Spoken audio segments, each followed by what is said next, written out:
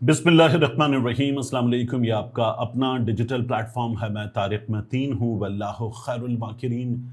अल्लाह सबसे बेहतर तदबीर फरमाने वाला है, वही बचाएगा मेरे देश को बलाओं से जो बारिश में शजर से घोंसला गिरने नहीं देता, क्योंकि उसकी तदबीर तमाम तदाबीर की इमाम है। इस वीडियो में बहुत अहम खबरें हैं, वीडियो को आखिर तक देखिएगा। तुर्बत से लाशें मिली हैं, किन की लाशें हैं, क्या हो रहा है, इसकी बात करेंगे। और ये जो एक फड्डे जैसी कैफियत है, बहुत बुरी तरह से झगड़ रहे हैं बिलावल भुट्टो जरदारी, मरियम नवाज शरीफ और इनके नीचे मौजूद क़यादत के लोग। अब इसमें इस सिस्टम को जिन लोगों ने जोड़ के रखा हुआ है वो एक्टिव हो गए हैं, इसकी भी इस वीडियो में बात करेंगे। तमाम तर सूरत हाल मैं आपके सामने रखूंगा। रिक्वेस्ट आपसे, तारिक मतीन 2.0 को भी सब्सक्राइब कीजिए और यहाँ इस चैनल पर भी सब्सक्राइब कीजिए, लाइक कीजिए, कमेंट कीजिए, बेल आइकॉन को टैप कीजिए। और आप में से बाज़ दोस्तों ने ये कहा कि ऑल पे टैप करने के बावजूद भी नोटिफिकेशन रिसीव नहीं हो रहा। This is something we really can't help, लेकिन आप ये काम ज़रूर कीजिए, ये आपके करने से हमें मदद मिलती है। Thank you very much. अब इस वीडियो के मौज़ूआत की तरफ आ जाइए। सबसे पहले इमरान खान साहब की बहन नौरीन नियाज़ी साहिबा, उन पर जो NCCIA केस है उसके सिलसिले में उन्होंने गिरफ्तारी, जमानत कबल गिरफ्तारी, उसके सिलसिले में अदालत से रुजू किया था। तो अब रोक दिया गया है NCCIA को 1 हफ्ते के लिए कि नौरीन नियाज़ी साहिबा को गिरफ्तार ना किया जाए, जिसका मतलब यह है कि 5 अगस्त के एहतजाज के मौके पर नौरीन नियाज़ी साहिबा जो हैं वो मौजूद होंगी, ये हमें नज़र आ रहा है। और 1 हफ्ते की उनको इस सिलसिले में अब रिलीफ जैसी खबर मिल गई है। एक और चीज़ है, जब आज नौरीन नियाज़ी साहिबा, ये जो आप वीडियो देख रहे हैं, पहुंची लाहौर हाई कोर्ट, तो वहां पर पाकिस्तान तहरीक इंसाफ का एक वकला कन्वेंशन भी हो रहा था। और जाहिर है कि बहुत बड़ी तादाद में वकला मौजूद ही होते हैं, लेकिन उनके साथ कोई वकील नजर नहीं आया। इमरान खान के नाम पर असेंबलियों में वकला भी गए हैं, सेनेट भी गए हैं, पंजाब असेंबली गए हैं। उसके अलावा वकला ने अपनी तंजीमों में ओहदे भी हासिल किए हैं, लेकिन नौरीन नियाज़ी साहिबा के साथ कोई नजर नहीं आया। ये खुद रिपोर्टर्स नोट कर रहे थे कि आज तो वहां मौजूद थे लोग, उनके साथ किसी को होना चाहिए था, लेकिन कोई मौजूद नहीं था। एक जानिब जहां नौरीन खान के लिए 5 अगस्त से पहले रिलीफ की बात की जा रही है, वहीं दूसरी जानिब आप देखिए कि इमरान खान की बहनें अलीमा खान, उज़्मा खान, उनके खिलाफ क्या हो रहा है। 4 अक्टूबर का एहतजाज केस, और अब अदालत ने इमरान खान की बहनों को पुलिस रिपोर्ट पर इश्तिहारी करार दे दिया है और दायमी वारंट गिरफ्तारी उज़्मा खान, अलीमा खान के जारी कर दिए गए हैं। और साथ ही इनकी जायदादों की तफसीलात तलब कर ली गई हैं। पुलिस ने इश्तिहारी करार देने की कार्रवाई मुकम्मल करके रिपोर्ट अदालत में जमा करवा दी। तो एक ये सिचुएशन है। दूसरा मैं आपसे अर्ज करूं, तुर्बत में जो लाशें मिली हैं उनके हवाले से। तुर्बत में मजदूर अगवा हुए थे 2 रोज पहले, हमें पता चला था। बलूचिस्तान का जिला तुर्बत, वहां नासिराबाद का इलाका। अब वहां से हुक्काम को लाशें मिली हैं, तशद्दुदज़दा लाशें हैं। 4 के बारे में बताया जा रहा है कि इनका ताल्लुक पंजाब से, मजदूर थे, और 2 खैबर पख्तूनख्वा से ताल्लुक रखते हैं। ये सिचुएशन किसी भी तौर पर ऐसी नहीं कि जिसको इत्मीनान बख्श कहा जाए, और बलूचिस्तान के हालात, खैबर पख्तूनख्वा के हालात ख़राब से ख़राब होते चले जा रहे हैं, रिपोर्ट हो रहे हैं, मुसलसल वाक़यात होते हैं।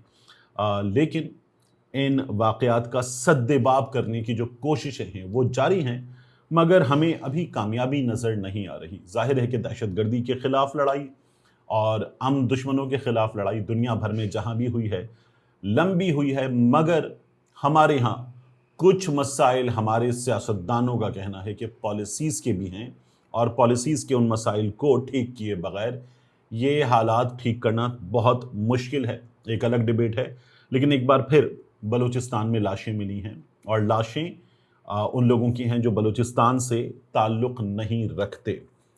इसके बाद बहुत अहम है अंसार अब्बासी साहब के मुंह से जो सच निकला।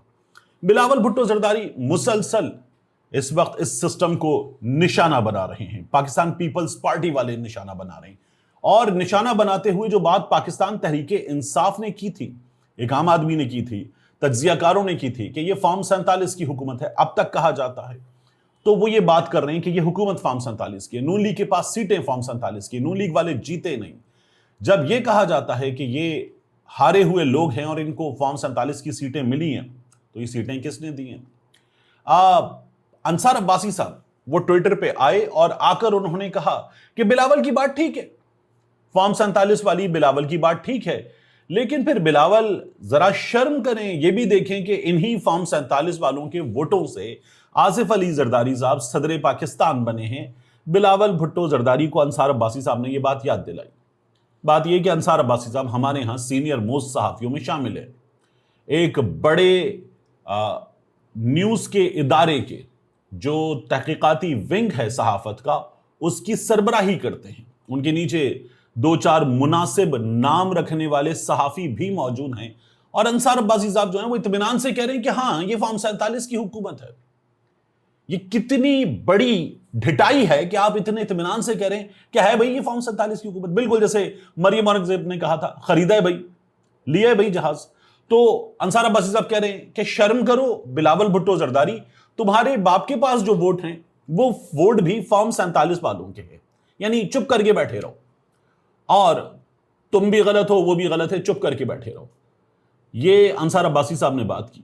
میں یہ سوچ رہا تھا کہ انصار عباسی صاحب اسی سسٹم کو شہباز شریف صاحب کی جوڑی اور فیلڈ مارشل صاحب کی جوڑی، یہ اگر 3 سال رہ گئے تو یہ ہو جائے گا، یا اگر 5 سال رہ گئے تو یہ ہو جائے گا، اس طرح کے اعلان انصار عباسی صاحب جو ہیں وہ اپنے کالمز میں اپنے ٹویٹر پہ کر چکے ہیں کہ دیکھیں جی یہ جو امریکہ اور ایران کے درمیان معاہدہ ہو رہا ہے، پاکستان کا اس سفارتکاری کی وجہ سے نام ہو رہا ہے، یہ اگر اتنے برس رہ گئے تو یہ ہو جائے گا۔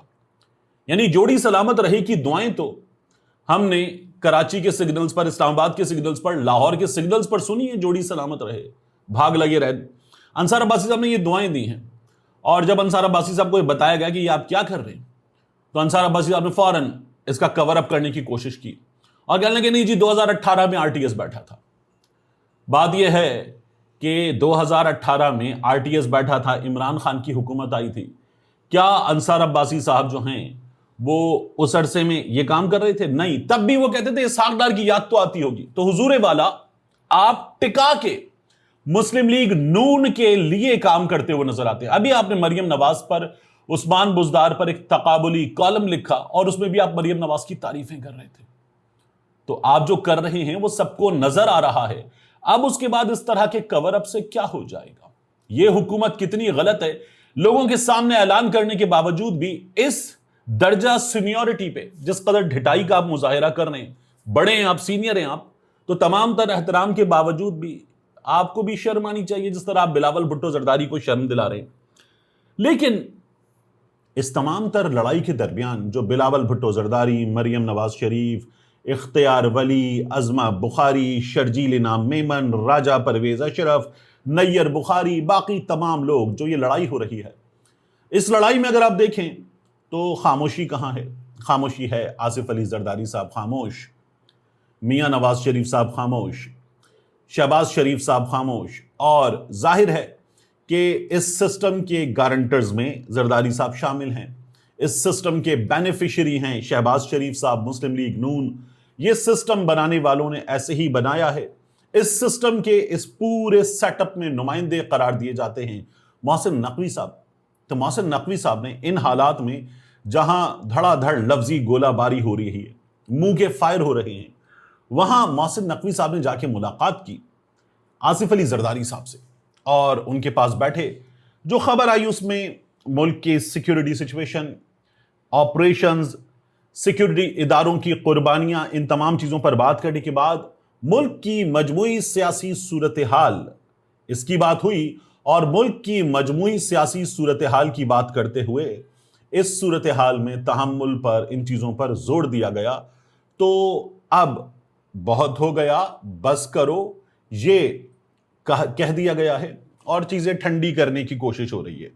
جیسے وہ تھا نا گڈو پنڈت اور منا بھیا، ان کو پھر آخر میں قالین بھیا نے چپ کرا دیا تھا، بالکل اسی طرح سے اب ہمیں گڈو پنڈت اور منا بھیا جو ہیں ان کو چپ کرانے کی کوشش نظر آ گئی ہے۔ اس کا نتیجہ ہمیں ممکنہ طور پر اگلے 24 گھنٹوں میں، 48 گھنٹوں میں نظر آئے گا کہ ٹیمپریچر کتنا نیچے آتا ہے، ابھی ہم دیکھیں گے۔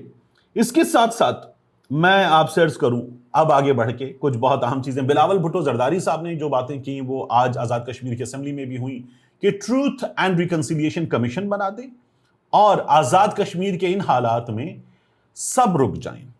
یعنی یہ جو جوائنٹ عوامی ایکشن کمیٹی والے مظاہرہ کرنے کے لیے نکل رہے ہیں، لانگ مارچ ہے، رک جائیں اور ان کے خلاف جو کارروائیاں ہو رہی ہیں رک جائیں اور پھر اس کے بعد دیکھتے ہیں کہ ان حالات میں سے کیا نکلتا ہے، اس کی تحقیقات کرتے ہیں. بلاول بھٹو زرداری صاحب نے یہ ڈیمانڈ رکھی، یہی ڈیمانڈ ہمیں اسمبلی سے بھی نظر آئی، لیکن بلاول کہتے ہیں کہ میں انتخابات کا دوسرا مرحلہ شروع ہونے سے پہلے اپنی جیتی ہوئی سیٹیں واپس لوں گا، 100% واپس لوں گا. یہ بلاول بھٹو زرداری صاحب نے اعلان فرما دیا ہے. اس کے بعد کراچی میں ورفلکس کے میر علی رضا قتل کر دیے گئے. یہ نوجوان آئی بی ایس سے پڑھا لکھا اور پھر اس کے بعد کراچی کا PCHS کا رہائشی، اپنا ایک برانڈ بنایا فوڈ کا، چھوٹے اسکیل سے شروع کیا اور ورفلکس کو برانڈ بنا دیا. پھر یہ گھر سے اغوا ہوئے. ان کی فیملی یہ بتاتی ہے کہ یہ 28 تاریخ کی صبح 4 بجے کے آس پاس فیملی کو یہ بتا کر نکلے کہ 10 منٹ میں واپس آ رہا ہوں، اور پھر اس کے بعد یہ واپس نہیں آئے. ان کے والد کی مدعیت میں مقدمہ درج ہوا ان کے اغوا کا، اور اس کے بعد شاہی قلعہ، شادی ہال، گلستان جوہر، وہاں جھاڑیوں سے ان کی لاش ملی. چھیپا کو لاش ملی. چھیپا والوں نے جب اس لاش کو نکالا تو لاش تشدد زدہ تھی، گولیوں کے نشانات تھے اور لاش جلی ہوئی تھی. تو یہ پتہ چلا کہ ان کی لاش کو تیزاب سے جھلسایا گیا ہے تاکہ یہ شناخت نہ ہو پائیں. فون ان کا بند آ رہا تھا. تو یہ شہر بے امان، مسلسل یہاں پر لوگ نشانہ بن رہے ہیں. یہاں یہ دعوے ہمیں مسلسل سننے کو ملتے ہیں کہ صورتحال بہت بہتر ہے، لیکن یہ جو واقعات ہو رہے ہیں تسلسل کے ساتھ، یہ جو مسلسل لوگ لٹ رہے ہیں، یہ آپ کو جو میں فوٹیج دکھا رہا ہوں نا، یہ کراچی میں نارتھ کراچی وہاں کی فوٹیج ہے. بھرپور بھری ہوئی سڑک کے کنارے سروس روڈ کے ساتھ ریسٹورنٹ، اور پھر اس ریسٹورنٹ کے باہر لگے ہوئے تخت، کھانا کھاتی ہوئی فیملی، اور اس جگہ بار رونق جگہ پر ایک بندہ، ایک خاتون یہ موٹر سائیکل پر بیٹھے ہوئے ہیں. 3 لڑکے آتے ہیں موٹر سائیکل پر اور آ کر بالکل بار رونق جگہ پر اطمینان سے ان کو اتارتے ہیں گن پوائنٹ پہ، ان کی بائک سے ان کی بائک لیتے ہیں، چلے جاتے ہیں. اور وہ فیملی جو کھانا کھا رہی ہے، اس کے ان صاحب کو اگر آپ دیکھیں تو ان کی پیٹھ تھی ان لٹیروں کی طرف. بیچارے محتاط ہو کر سیدھے ہو کر بیٹھ جاتے ہیں کہ نہ جانے افتاد ان پر بھی آن پڑے گی، لیکن بچت ہو جاتی ہے اور لوٹنے والے چلے جاتے ہیں. تو یہ کراچی کے حالات ہیں. کراچی پولیس کو جہاں جہاں کریڈٹ ملنا چاہیے، وہ نیا ناظم آباد کے بچے کا کیس ہو، میرا اپنا میرے بھائی کا کیس ہو، یا دیگر، یا یہ جو ابھی کراچی میں 3 تلوار پہ ہندو ڈاکٹر قتل ہوا، قاتل پکڑے گئے، تو وہاں کریڈٹ دینا چاہیے. لیکن یہ شہر کراچی پولیس سے ڈو مور کا مطالبہ کر رہا ہے. تو Karachi police has to do more. یہ بہت بڑا معاملہ ہے. آخری چیز، ثاقب چتھڑ، وہ جو پنجاب اسمبلی میں MP ہیں، آزاد جیتے، مسلم لیگ نون کو پیارے ہو گئے، وہ ثاقب چتھڑ صاحب، مومنہ اقبال کیس والے، ان کا معاملہ ہمارے سامنے آیا. اداکارہ طوبہ انور صاحبہ کو انہوں نے آئی فون گفٹ کرنے کی پیشکش کی. ان کے ان باکس میں جا کر ان سے بات کر کے کہ میں ثاقب چتھڑ، یہ خبریں آئیں. اب اداکارہ عروبہ مرزا صاحبہ نے بتا دیا ہے کہ یہ جو حضرت ہیں، انہوں نے غالباً ایک اور سوشل میڈیا پلیٹ فارم پر، جس کو میں نے دیکھا بھی نہیں، کبھی یوز بھی نہیں کیا، مجھے پتا بھی نہیں، لیکن عروبہ مرزا نے اسکرین شاٹ شیئر کیا ہے کہ یہ اس میں پہنچے اور پہنچ کر کہا کہ ہیلو، بات کریں، چیٹ پر آ جائیں، اور چیٹ پر آ جائیں تو وہاں پر آپ سے بات کرنی ہے، بڑی امپورٹنٹ بات ہے. تو یہ نظر آ رہا ہے کہ ثاقب چتھڑ صاحب جو ہیں وہ جگہ جگہ اٹیمپٹس کر رہے ہیں، اور اسی لیے ان کا معاملہ بڑا بدنام تھا. یہ گردہ اسکینڈل سے معاملہ شروع ہوا کہ جس میں وہ منظر عام پر آئے تھے اور اب تک چل رہا ہے. ثاقب چتھڑ صاحب کے کیس میں میرا سوال تو یہ ہے کہ جس طرح سے یہ آئی فون، فارچونر، کروڑوں روپے، پھر اس کے بعد شاپنگ، بہن کی بیرون ملک تعلیم کے خرچے، فیس وغیرہ سب کچھ برداشت کر رہے ہیں، تو ہمارا کوئی ادارہ حرکت میں آئے اور ان سے پوچھے کہ بھائی صاحب جن برسوں میں آپ یہ سب کچھ کر رہے تھے، کاروبار کیا تھا آپ کا، انکم کتنی تھی آپ کی، ٹیکس کتنا دیا آپ نے، یہ بھی پوچھ لیں. باقی تمام چسکے قوم کے سامنے آ رہے ہیں، تو ہمارے ادارے ذرا حقیقت بھی ہمارے سامنے لے کر آئیں. تو ہم دوبارہ آپ سے کہیں گے تھینک یو ویری مچ. ملتے ہیں انشاءاللہ آپ سے اگلی ویڈیو میں.